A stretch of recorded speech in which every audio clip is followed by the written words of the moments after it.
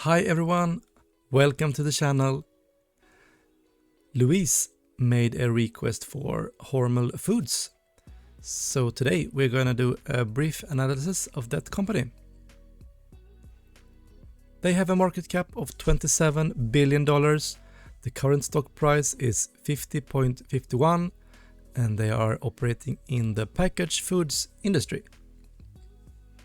During the last 10 years, they have overperformed the S&P 500 by a bit, and that is with the dividends reinvested, both for Hormel and the S&P 500.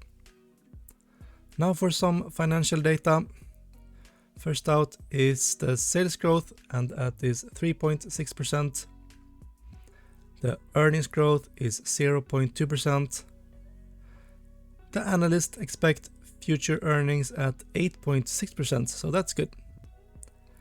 The return of capital is also quite high, 14.44%.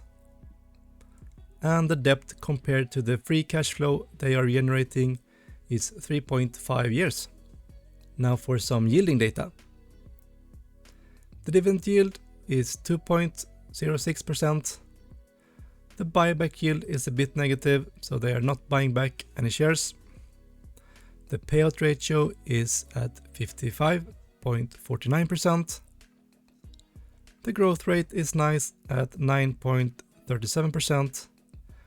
And this is a dividend king. They have been growing their dividend for 56 years. So in total, that makes up for 7 out of 10 points. Not too bad. Let us do a deeper dive into the valuation with the help of fast graphs. Here in fast graphs, we can see that their earnings is quite stable. They fared very well during the last recession at 2008-2009, and they have some years of negative earnings decline, but overall it looks quite steady. We can also see here the white line, which is the dividend, that it's also extremely stable. If we plot their normal PE, we can see that they are trading at quite the premium. 20.2 is the PE over the last 15 years. And if we also plot the price, we can see that it's currently a bit overvalued.